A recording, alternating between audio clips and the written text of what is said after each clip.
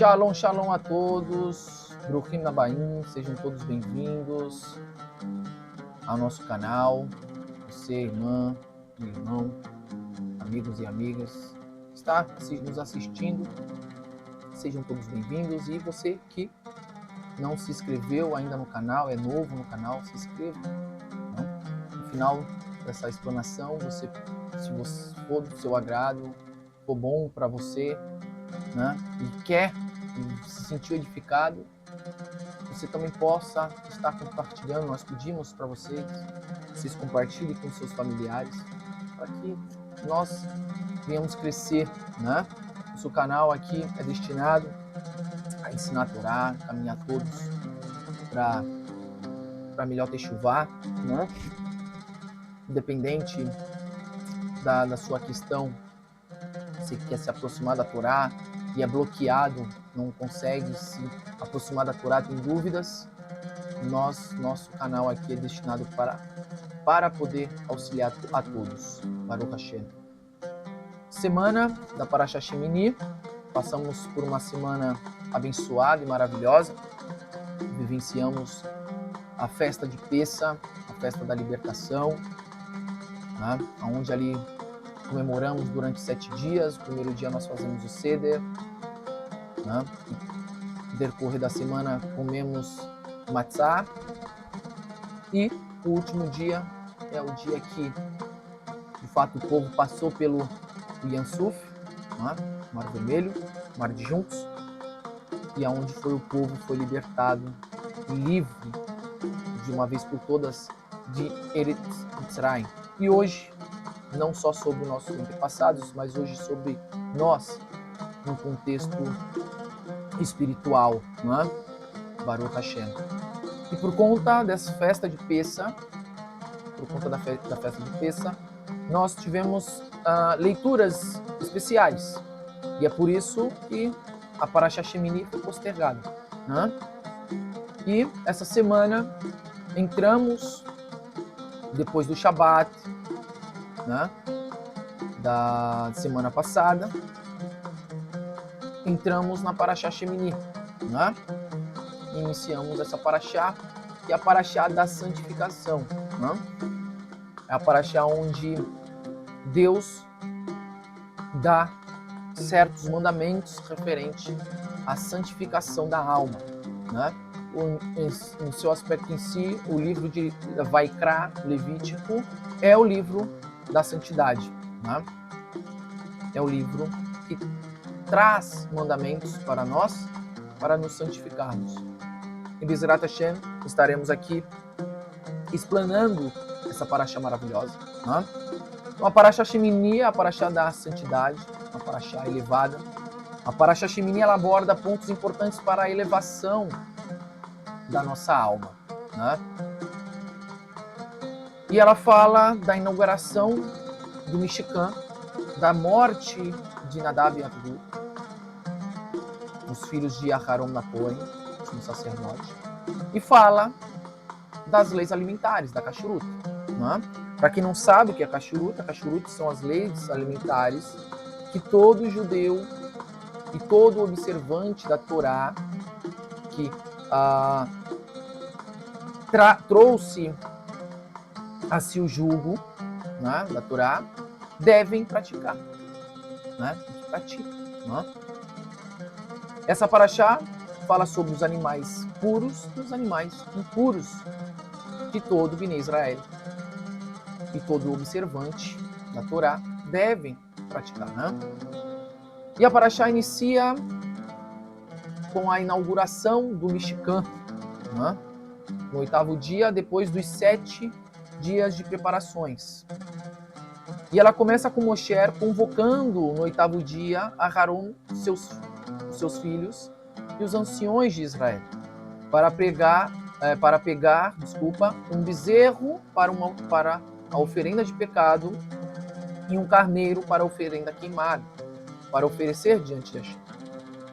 E após toda a ordenação que foi passada por Moshe para Aharon e seus filhos, e eles ter feito conforme ordenado, vem um fogo divino e consumiu a oferenda queimada e as gorduras sobre o altar. E todo o povo viu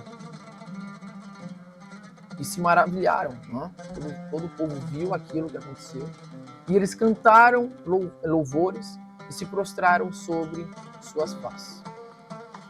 A Guemará, ela traz no comentário que nesse dia da inauguração do Mexicano, Hashem teve uma alegria comparada ao dia da criação do céu e da terra. Porém, a Guemará também questiona, a própria Guemará questiona, se foi um dia tão alegre, porque se Passuque usa a expressão Vaeri, que significa aconteceu. E essa é uma palavra que revela sofrimento, diferente de Veraiá, que denota alegria. Mesmo que era um dia feliz, a Torá usa essa linguagem de sofrimento, pois nesse dia aconteceu a grande tragédia da morte de Nadav e Abiú. Né?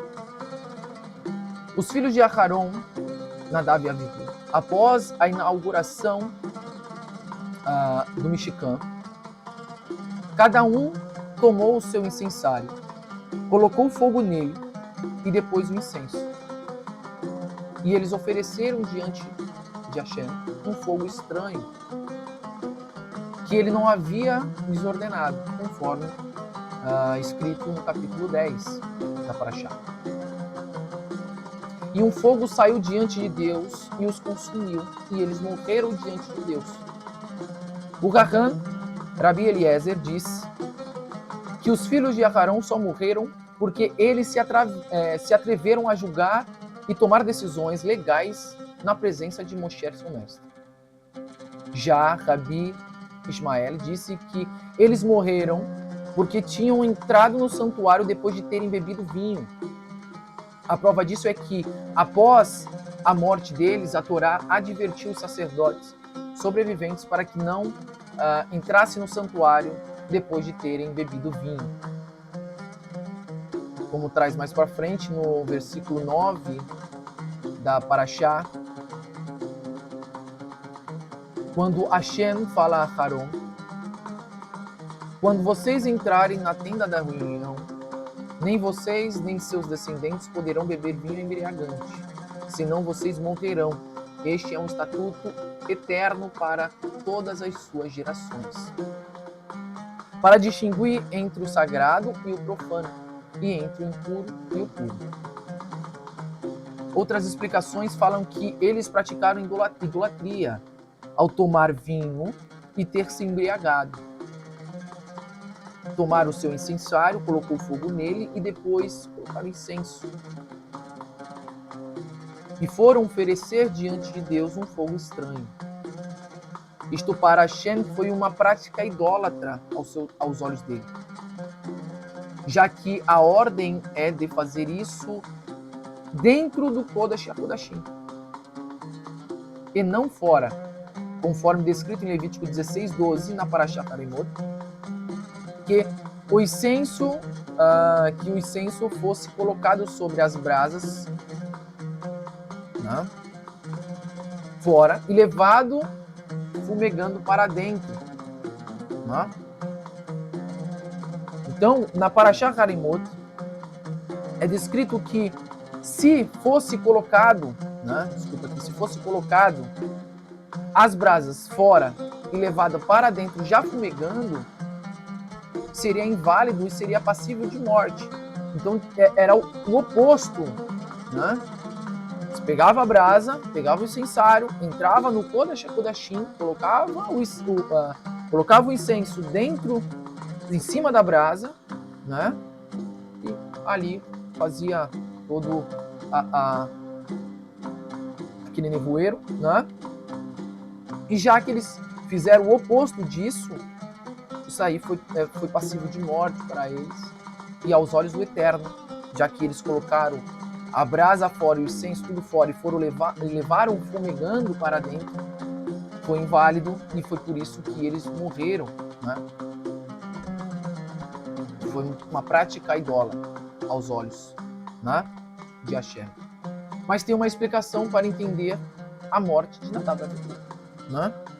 No livro Nahal Kedumim, o Ridá traz um midrash espantoso que diz que quando Iov viu a morte dos 2 filhos de Aharon, disse: ante isso, estremece também meu coração. E a pergunta é: qual seria a ligação entre a morte dos filhos de Aharon e Iov? E por que isso lhe causou medo? Por que isso lhe causou medo? E o Ridá explica da seguinte forma, baseado na Guimará, que quando o faraó juntou seus subordinados para decidir o que fazer com a questão do povo hebreu, estava presente 3 pessoas, Bilã, Iov e Itro. E foi Bilã que deu a ideia de escravizá-los. Já Iov permaneceu em silêncio e Itro fugiu. Dizem os Rahamim na Guemará que Bilã, por ter dado a ideia de escravizar os hebreus e maltratá-los, foi morto na guerra de Israel contra Midian. Iov, que permaneceu em silêncio, nada fez, e se isentou da responsabilidade, foi punido com sofrimento. Já Itro, que fugiu, mereceu com que seus descendentes se sentassem na Lishkat Agazit, que é o maior tribunal rabínico que ficava dentro do templo. Então isso nos ensina que o motivo de todo o sofrimento de Iov todo o motivo de sofrimento que Iov teve em vida, foi pelo fato de não ter protestado ou fugido quando o faraó fez o decreto contra o povo hebreu. O Ridá diz que Iov sempre pensou que não fez nada de mal por ter ficado em silêncio. Afinal, só se calou, só se isentou, não protestou. Entretanto, alguma coisa da morte dos filhos de Aharon fez ele entender quão grave foi esse silêncio. Quão grave foi ter ficado em silêncio quando o faraó decretou todo esse sofrimento todo o sofrimento que o povo hebreu passou. A Guemará traz mais um motivo de por que Nadav e Abihu morreram. Nadav e Abihu andavam atrás de Moshe e Aharon. E Nadav disse a Abihu: quando esses 2 velhos morrerão, e eu e você lideraremos a comunidade. Em primeiro lugar, devemos entender que isso não é jeito de falar. Isso era jeito de Nadav e Abihu ter falado, na verdade Nadav ter falado. Yeshua já nos ensinou quando foi acusado pelos fariseus, após seus talmidim terem comido do pão sem fazer a lavagem das mãos no Netilat Yadayim, que o que sai da boca do homem é o que o contamina. E esta é a prova. Então, quando Yeshua foi acusado pelos perushim, pelos fariseus, não sabeis que deves lavar as mãos antes de comer do pão? E ali Yeshua fala que o que contamina o homem é o que sai da boca, não o que entra, porque não é a mão suja ao comer do pão que irá contaminar o homem. Não haverá uma contaminação da sua alma por estar comendo do pão com a mão suja, mas sim aquilo que é falado. Aquilo que o homem fala, ele é julgado. Aquilo que o homem fala, ele é contaminado pelo aquilo que sai da boca dele. Porque o próprio Zohar e a própria Kabbalah ensina que quando o homem fala algo negativo, essas palavras negativas se transformam em shedim e elas sobem para lhe acusar, e através dessa acusação é gerado um julgo sobre a sua vida. E esse shedim volta para lhe atormentar.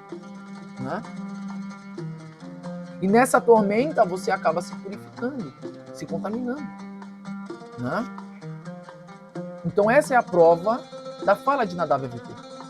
De qualquer maneira, essa frase não deveria ter sido falada, e por isso eles mereceram morrer. Pergunta o Ridá, se foi Nadav quem disse a frase, por que Abihu precisava morrer? A resposta é que Abihu ficou quieto ao ouvir as palavras de Nadav. Ele não protestou, não defendeu seu mestre e, junto com Nadav, transgrediu o mandamento de honrar seu pai. E por isso também foi punido, por ter ficado em silêncio. Ao ver isso, Iov entendeu quão grave é o silêncio, quando deveria protestar. E pensou, se é assim, eu também mereço castigo por ter permanecido em silêncio. Agora tenho do que temer. Então veja quão é importante quando nós estivermos dentro de uma situação e uma pessoa fala algo, ou de outra pessoa, e você sabe que está errado, e você fica em silêncio, ou até mesmo concorda com ela, né? Normalmente o ser humano acaba concordando com as falas negativas de outra pessoa.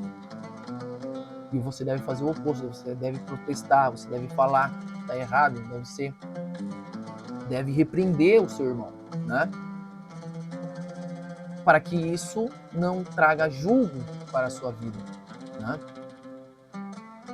Em seguida, né, o Eterno dá os mandamentos para os Kohanim e para Aharon de não tomar vinho quando for entrar na tenda da reunião, não tome vinho embriagante, né?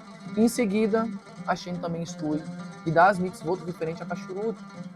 E no final da Parashá, Hashem diz: Vieiten Kedoshim ki kadosh ani. Vocês serão santos, pois eu sou santo. O versículo vocês serão santos, pois eu sou santo, aparece 3 vezes na Torá. O primeiro lugar onde aparece é no fim da Parashá Shemini, em Vaikra 11:45, na conclusão da parte, que trata dos alimentos proibidos. E diz: pois eu sou Deus, que eleva vocês da terra do Egito, para ser de vocês Deus. Vocês serão santos, pois eu sou santo. O segundo é no começo da Parashá Kedoshim. Falou Deus a Moshe, dizendo: dirija-se a toda a congregação dos filhos de Israel e diga a eles: vocês serão santos, pois eu sou santo, o Eterno sou Deus. Urashi explica: santo vocês serão, afastem-se dos relacionamentos proibidos e do pecado, pois em todo lugar que você encontra cercas quanto a erva, promiscuidade, você encontra santidade. E o terceiro é também um Parashá Kedoshim, sobre a proibição de entregar os filhos ao moler, que é um tipo de idolatria, que eram praticados na época.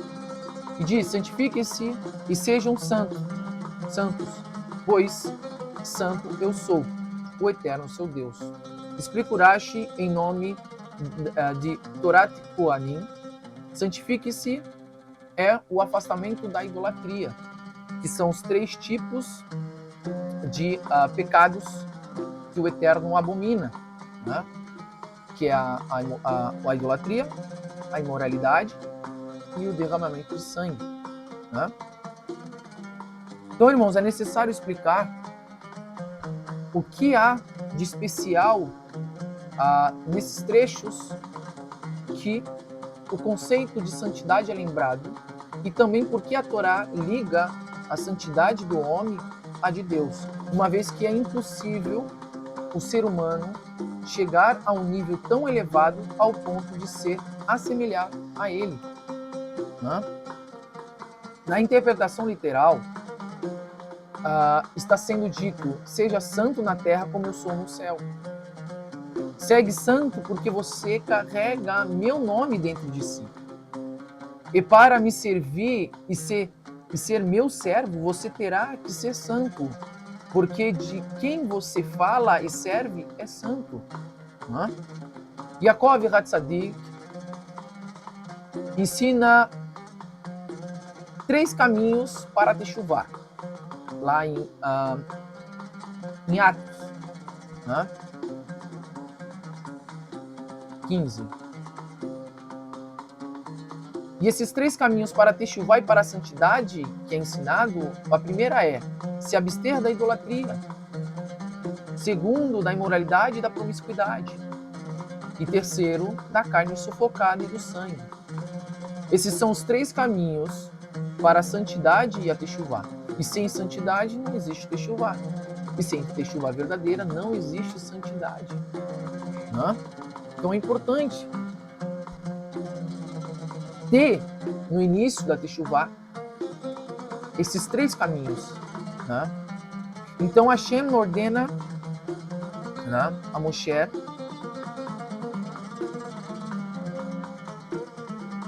Rabbeinu e a Aharon ensinasse aos Bnei Israel sobre os animais que poderiam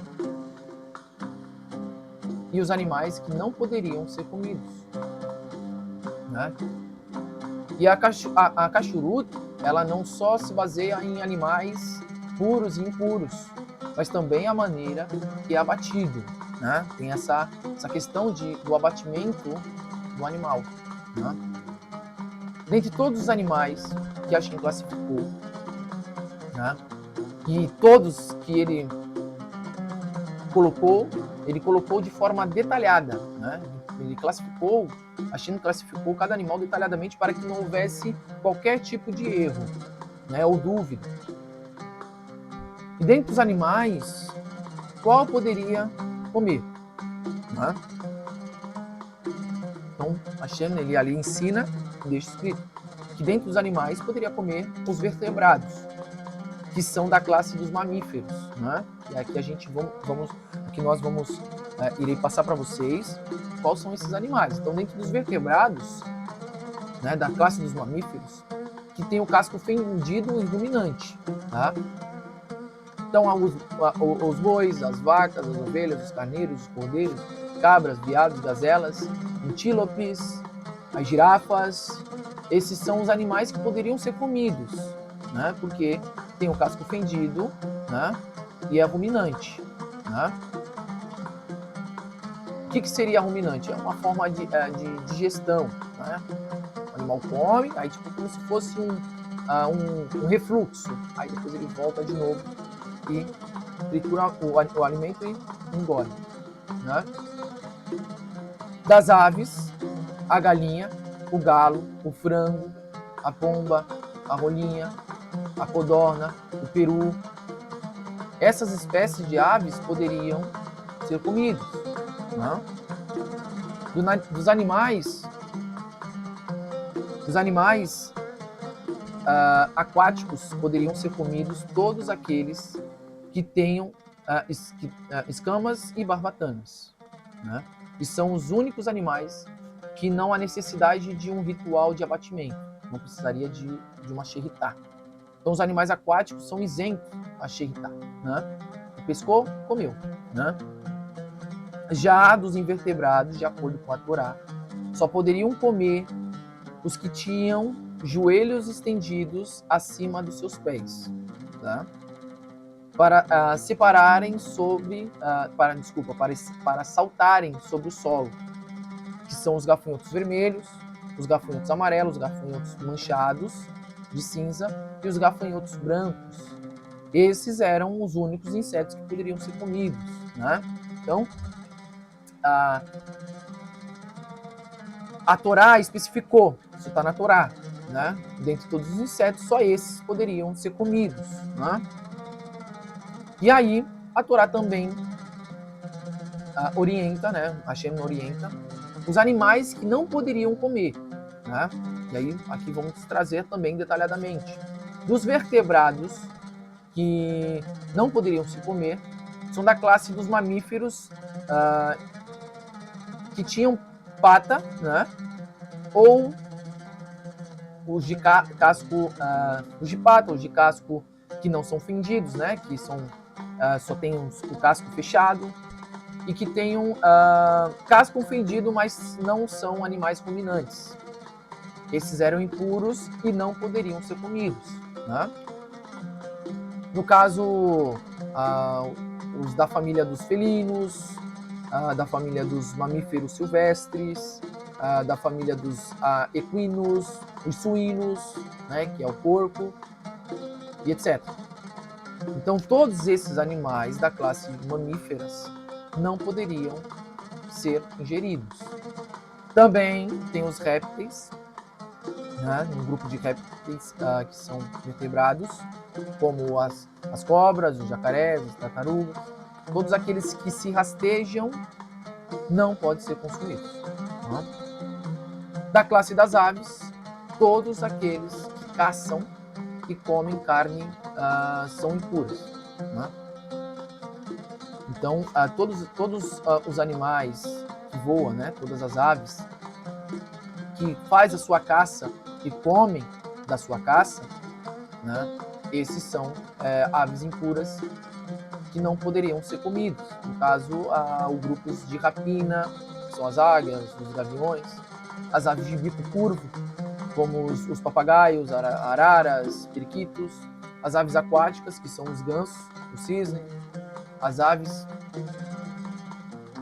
que não voam, né, também são impuras, que são a ema, os avestruz. Todos esses grupos de aves são impuras para consumo, não pode ser comido, tá? Mesmo que haja um abate, não pode ser comido, é impuro, tá?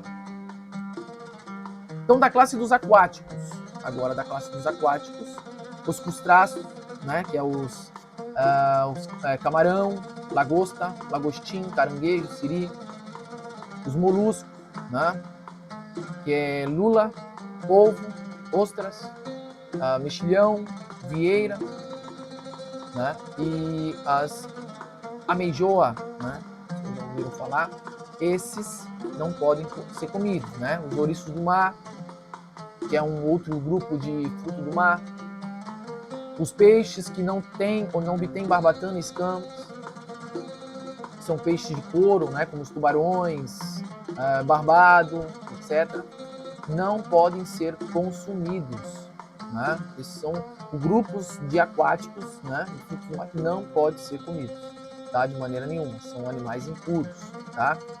Da classe dos invertebrados, a classe dos articulados, entre outros, que são insetos em geral, não poderia ser consumido, tá? Então, fora os animais corretos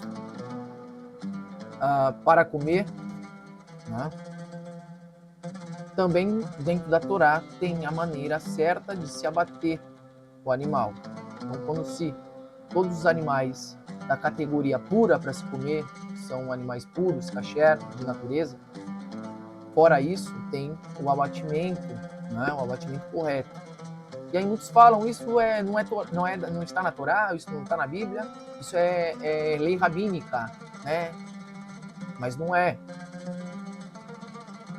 E sim está na Torá, né? A forma do abatimento está na Torá. Então, na semana anterior à Pessa, nós vivenciamos a Parashá Tzav. Lá no capítulo 7, né, do versículo 23 e 24, fala assim: diga o seguinte aos filhos de Israel: não comam o sebo do boi, da ovelha ou da cabra.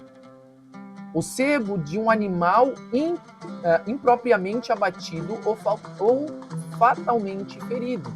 Vocês devem usar seu sebo para qualquer propósito que desejarem, desde que não o comam.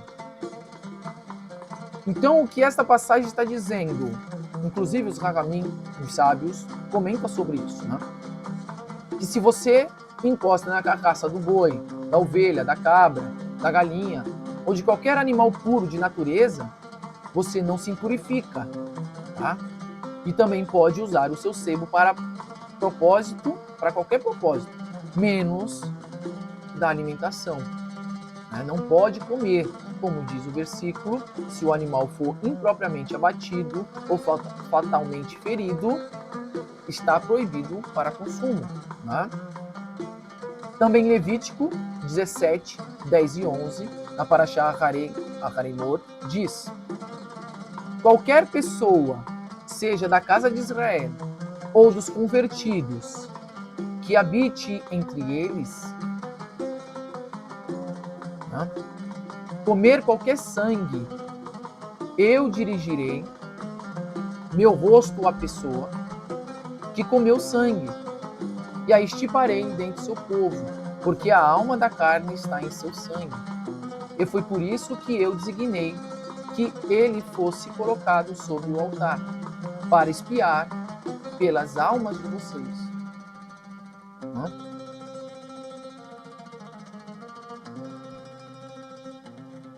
E em Deuteronômio, né, Devarim 12, 23 ao 25, que diz: no entanto, seja forte para não comer o sangue, pois o sangue é a alma, e vocês não devem comer a alma junto com a carne. Você não o comerá. Derrame-o no chão como água. Você não comerá para seu próprio benefício e para o de seus filhos depois de você, porque você estará fazendo o que é apropriado aos olhos de Deus. Então veja que o abatimento adequado é um mandamento deoraita, não é rabínico. Aí sim vem a Torá oral, Torá Shibiapê, que vai ensinar como que é feito esse abatimento, né? Tá? Se pega o boi, tem todo um processo de abatimento, um processo de salmoura da carne, que você salga a carne, tevilá, você faz a primeira tevilá, você faz a lavagem da carne para tirar ali o sal da carne, né? Então tem todo um processo, desde o abatimento até o processo final, para que a carne seja considerada uma carne kasher, né? Tem uma verificação dos órgãos, tem todo um processo, né? Fora xerritar, né? Então o abatimento ele é importante para que você não coma desse sangue, porque o Eterno deu o mandamento de não comer o sangue, porque o sangue ele está na alma, né? O sangue é a alma do animal, de todo ser vivente, né? Então, quando você come do sangue, você transforma, você potencializa o teu instinto animal, né? Então, quando você come disso, você acaba sustentando e potencializando o teu Yetzirah. Então, é por isso que o Eterno fala para você não comer do sangue, e fala: seja santo porque eu sou santo, né? E a kashrut, né, não é só sobre a carne, só sobre o sangue. Tem outros detalhes também, né? Do animal morto cair na sua comida, do animal morto cair no seu vasilhame, né? E se cair um animal morto dentro, qualquer coisa, o alimento se torna impuro, né? Impróprio para consumo, e a vasilha também se torna impuro. E aí você tem que fazer o quê? Dependendo da vasilha, você tem que fazer a tevilá, você tem que fazer a cacherização daquela vasilha para poder reutilizar ela, para poder utilizar ela novamente. Dependendo de como for barro, você tem que quebrar, você pode ter que jogar fora, não há cacherização, né? E o próprio Zohar, ele traz isso, né? Traz esses ensinamentos. Então, falaremos aqui, mas tem a questão do leite do animal, né? Tem a questão do queijo. O queijo ele tem que ser não pode ser ali quando você vai fazer na fabricação do queijo, vai coalhar o leite, eles usam líquido, muitas das vezes por conta do gosto, né? Um gosto mais elaborado, um gosto mais realçado. Você não pode eles usam uma enzima, né, chamada de enzima de quimosina, né, uma enzima animal, que ela é extraída do estômago do bezerro, né, do estômago do animal. E essa enzima, para poder obter dela, o animal tem que vir a óbito, né? Então, como é que é feito? Se o animal for abatido de maneira correta, dentro dos parâmetros da Torá, você pode usar essa enzima. Se o animal for abatido errado e você comer desse queijo, você está se purificando, porque o abatimento do animal foi incorreto. Então não é só sobre a carne em si, né? Tem toda uma outra verificação. Assim também o ovo. Quando você quebra o ovo, você tem que verificar. Você coloca o ovo num recipiente transparente, coloca sobre a luz e vê se não há sangue no ovo, né? Ou se não, você bate o ovo para ver se tem, né? Se for num recipiente mais escuro, você bate o ovo, né? E vê se tem sangue. Se tiver sangue, você tem que descartar. E aí tem o sangue galado, tem todo, tem o ovo galado, etc. Todo um estudo mais apropriado dentro da cachuruta. E a questão também do leite de um animal não kasher, né? Então tem que ficar muito atento a isso, né? Porque a cachuruta ela não só se resume à carne, né? Tem todo um processo, tem a verificação de vegetais, legumes, frutas, tudo tem todo um processo, tem a questão de corantes, tem todo um processo. E por que nós fazemos isso? Por que observamos esse mandamento? Por conta da pureza da nossa alma, né? Da purificação da nossa alma. Então o próprio Zohar ele vai ensinar que os alimentos influenciam a alma e que cada animal representa uma força espiritual. Então quando a pessoa come de maneira kasher, ela faz a vontade de Hashem, né? Sendo obediente aos mandamentos, aos preceitos dele, e ainda refina o espírito e se conecta com a santidade. Então, é por isso que observamos tão bem essa parte da cachuruta, né? E aqui o Zohar está ensinando que você se torna espiritualmente o que consome. Então, se você come alimentos impuros, você se torna uma pessoa impura, né? E se torna uma pessoa totalmente voltada para o mal, né? Os instintos animal vai ser mais forte do que o seu instinto em questão do teu Yetzer Hara vai ser mais forte do que o Yetzer Tov, né? Então no final, né? Trazendo tudo aqui, a gente vai ter um estudo mais apropriado, mais detalhado sobre a Kashrut, mas no final da Parashá a gente fala: esta é a lei com referência aos animais, pássaros, criaturas aquáticas e todos os seres vivos que rastejam sobre a terra, para distinguir entre o impuro e o puro, entre os animais que podem ser consumidos e os animais que não podem ser consumidos. Este assunto é explicado no livro Netivot Shalom. De acordo com as palavras do Ramban, o Nachmanet, em Parashá Mishpatim, sobre o versículo: pessoa de santidade vocês serão para mim. Em uma carne no campo. De um animal que foi atacado, não comerão. Como está escrito em Shemot 22:30. Diz o Ramban. Ou seja, eu desejo que vocês sejam pessoas sagradas, para serem dignos de se juntar a mim, pois eu sou santo e por isso não corrompam suas almas comendo coisas repugnantes. Um pouco antes disso, escreve Rambam: pois é apropriado que o indivíduo coma tudo aquilo que o sustenta. As proibições quanto aos alimentos só vêm para trazer pureza à alma, para que comam coisas puras, que não façam surgir grosseria e falta de delicadeza na alma.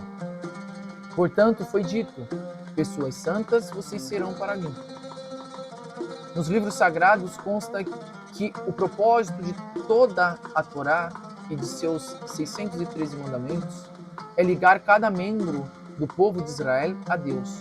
Por isso a Torá disse para se santificar e se afastar de tudo o que o desvie desta meta, como os alimentos proibidos que levam a uma materialização e ao rebaixamento do indivíduo, né? que se afasta da espiritualidade e da proximidade do eterno, ao eterno, né? Este também é um significado do que está escrito: vocês serão santos, pois eu sou santo. Unir-se a Deus é a meta e o principal objetivo da vida. Assim, Deus não pode suportar o que rebaixa a alma e afasta dele. Para que sejamos pessoas santas, ou seja, pessoas refinadas espiritualmente, né? Pessoas de espírito elevado, né? Devemos ingerir somente alimentos refinados e puros, alimentos kasher, e nos afastarmos de alimentos grosseiros, né? Conforme mencionamos aqui, que acarretam uma destruição espiritual e que nos distanciam da espiritualidade. É sabido que as proibições referentes aos alimentos que são especialmente graves, esses penetram no corpo e podem fazer parte dele, influenciando a alma consideravelmente.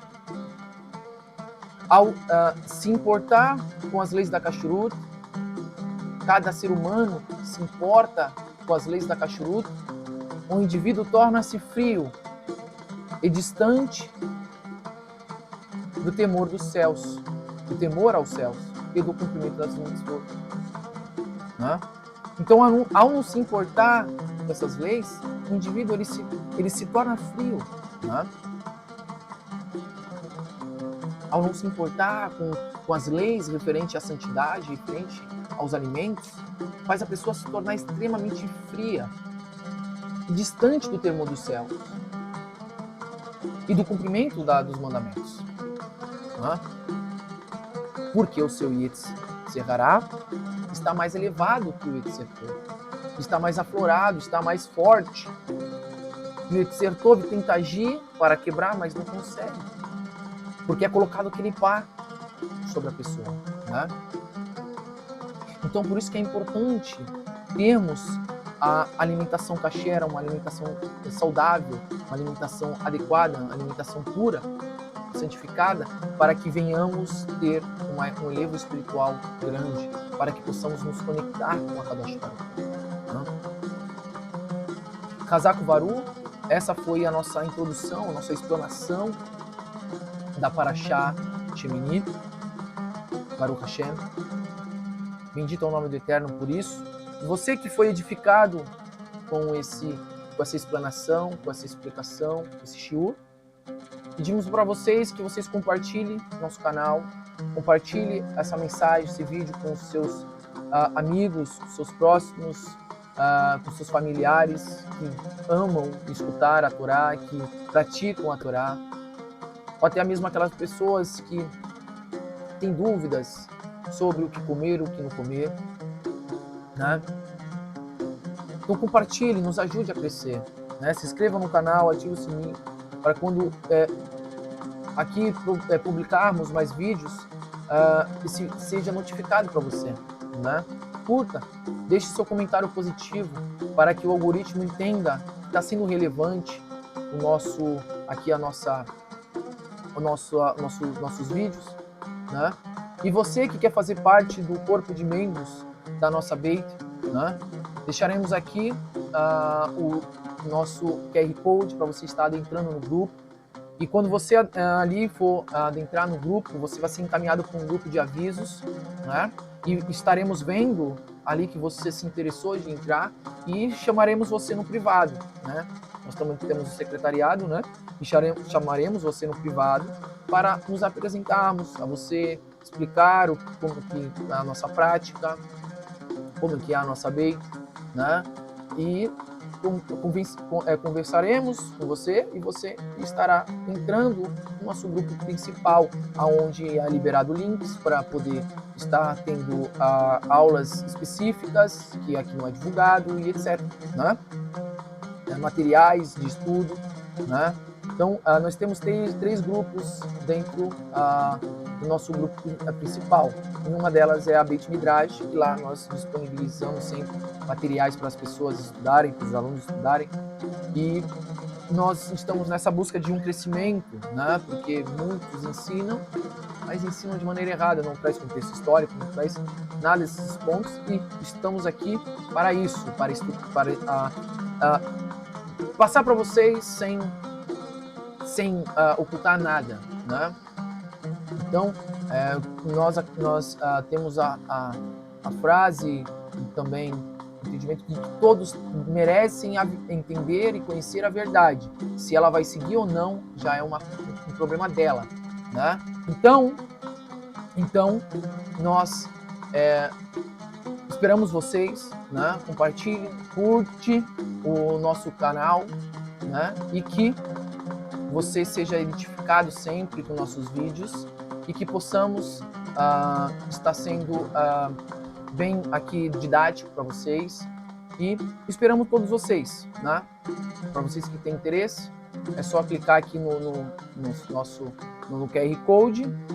Abaixo aqui vai estar o nosso Instagram, né? Nossa rede social adicional, né? Nosso Instagram, para que você também siga aqui, sempre publicamos coisas lá. E é isso. Eu peço a todos vocês que nos ajude, né? Nos ajude a crescer. Hazak Baruch, muito obrigado a todos.